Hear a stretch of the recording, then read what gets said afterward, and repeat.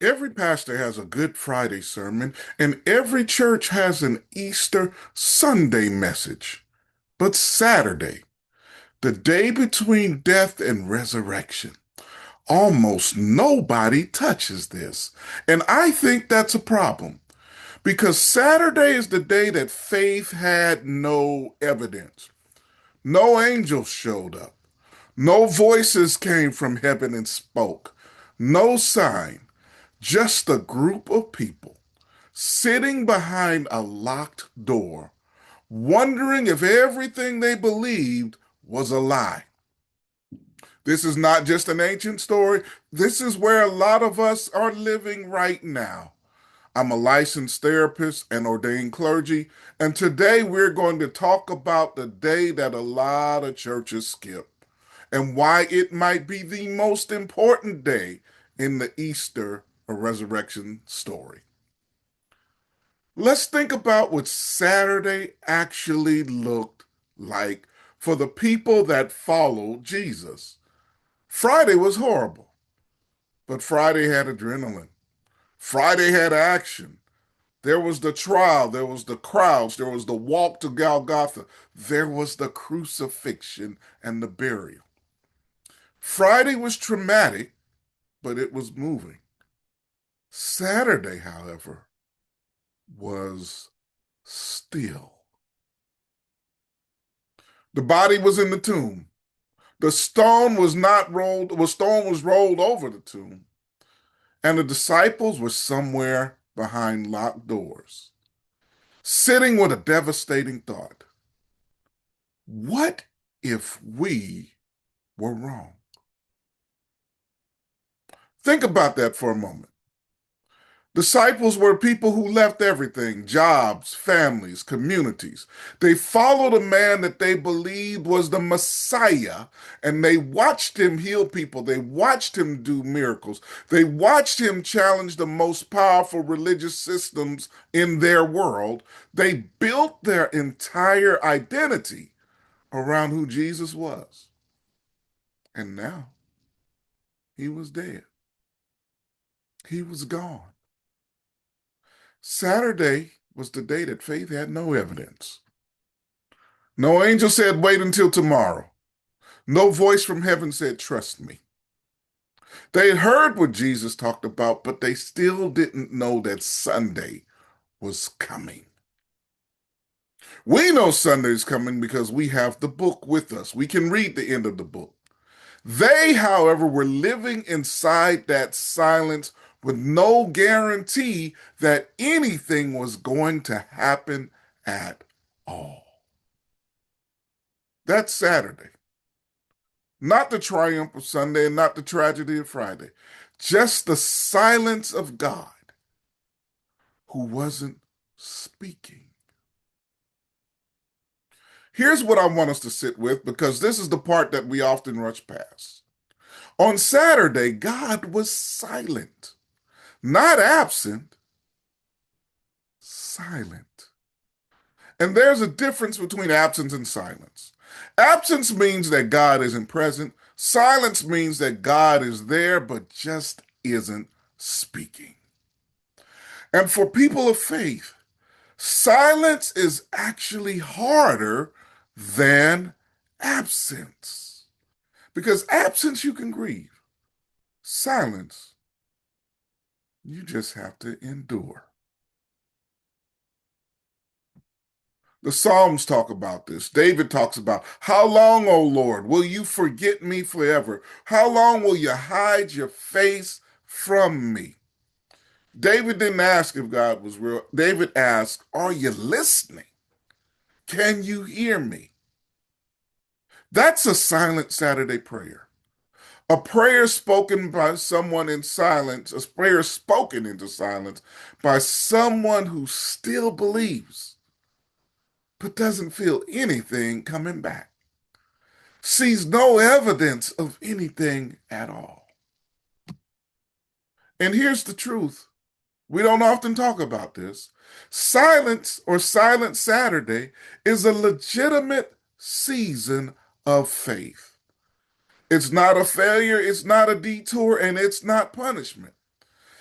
It is the space between what God did and what God is about to do. And sometimes that silence lasts longer than one day.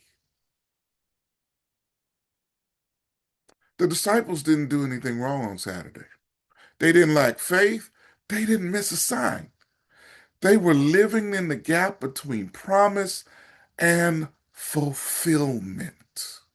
And God was present in the silence, even though they couldn't feel it.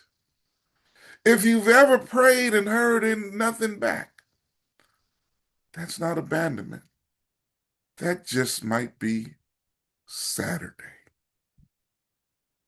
As a therapist, here's what I see. A lot of people aren't living on Friday. The crisis they experienced, the pain they didn't experience, the betrayal they experienced, the hurt they experienced, the wound they experienced. The wounds didn't happen yesterday. The hurt, the betrayal, the family hurt, the church hurt, the loss of community, that may have been months or even years ago. They're not living on Sunday either. There's been no breakthrough and no resolution, no dramatic healing moment, nobody showing up with the answers. They're living on Saturday. And Saturday is the loneliest day. Why? Friday, you can get sympathy. People will rally around you in crisis. When the wound is fresh, people can show up. They bring meals, they pray, they text, they check on you, they do all these things. Sunday gets celebration. Breakthrough has come and people cheer. Saturday, nobody knows what to do with the silence of Saturday. The crisis moment is over, but the healing has not come yet. You're not in danger, but you're not okay either. And people stop checking in because they assume that you're past it by now. Saturday is where grief lives after sympathy runs out. It's where doubt lives when nobody is watching. It's where you sit in a room and wonder if God is real because the thing that God was supposed to prevent happened anyway. And that's a hurtful thing to sit in. And here's what makes Saturday dangerous if we don't have language for it. Without the framework, Saturday can feel like failure. You think if I had more faith, I'd be on Sunday by now. I'd be at resurrection. I would be at breakthrough. If I were really healed, I wouldn't still feel this way. Something must be wrong with me because everyone else seems to have moved on. Nothing's wrong with you. You're just on Saturday. And Saturday, with its silence, is part of the story. So, what does Saturday teach us? How do we live in that waiting time and season? How do we live in the silence? Number one, Saturday teaches us that the absence of evidence is not the evidence of absence. The disciples couldn't see what was happening inside of the tomb, but something was happening. Just because we can't feel God does not mean that God is not working. Some of the most important work happens in the silence. Second, Saturday teaches us that we don't have to perform hope that we don't feel. The disciples did not sit in the room praising God. They sat in that room and they were scared. They were afraid for their very lives. They didn't know that the people who killed Jesus weren't coming after them next. They were confused. They were grieving over what was lost, and God didn't judge them for it. You don't have to pretend to be on Sunday when you're in Saturday. Honest grief is not a lack of faith. Let me say that again. Honest grief is not a lack of faith, and you have permission to grieve.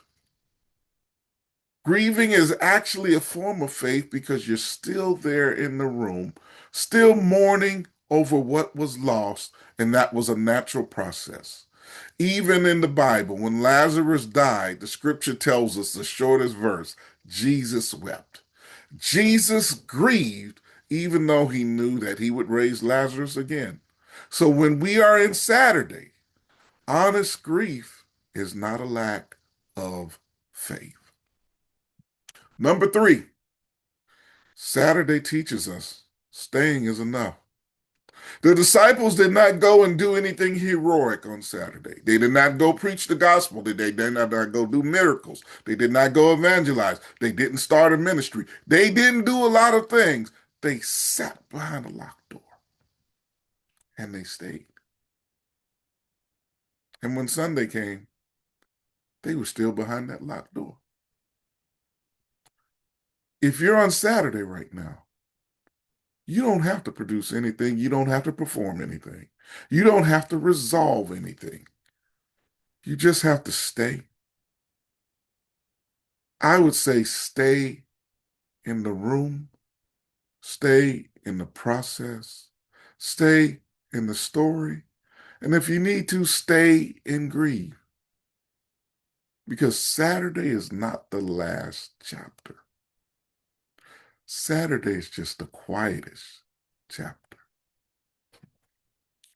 So if you've been living on Saturday, if the crisis is behind you, but the healing hasn't come, if God feels silent and if people have stopped checking in, if you're wondering whether Sunday is ever going to show up, you're not lost. You're not forgotten.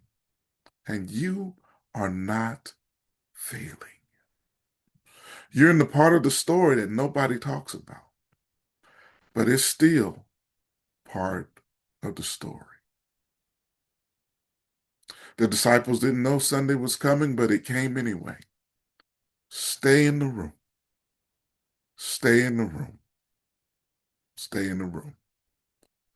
Subscribe so you don't miss what comes next.